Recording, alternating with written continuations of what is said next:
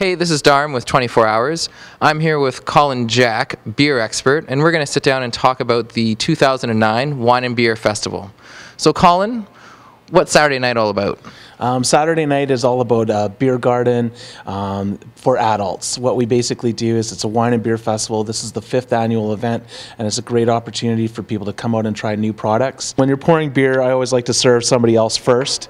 So I like to tilt the can, get a nice little bit of a head, and nice and quick pour, but nothing too fancy. Of course, we can't forget our cameraman, so let's pour him a little beer as well. Well, when we go through tasting experience, we actually talk people how to actually properly taste beer. So you look for sort of 5 senses. You use your 5 senses. We talked sound, cracking of the can. If you don't hear that psh sound, then you know that beer is probably a little bit off. It's especially important with bottles. And then you want to look at the beer, look at the clarity, look at the color, look at the head retention. That tells you a lot about the beer. Also look at the bubbles rising in the side of the glass. Sight, sound, touch. When you touch the beer, you want to touch it with your tongue. All right. Nice, light, crisp on the tongue, not too long. The flavor doesn't linger that long. This type of beer is perfect when you're having greasy foods, cheeses, because it cuts through that fattiness really quickly. Okay. Cameraman, what do you think? All right, Colin, that worked out pretty well.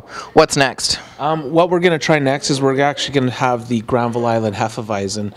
And Hefeweizens are becoming really, really popular, especially springtime just around the corner. This style of beer usually has a little bit of a citrus note to it. So you see a little bit of cloudiness in the glass already. The body is going to be a little bit heavier than the first one that we had. One for you? Of course.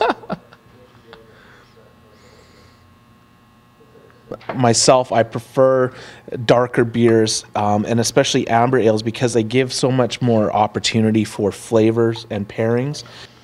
You definitely get a sweet but roasted aroma, and you get some caramel in there as well.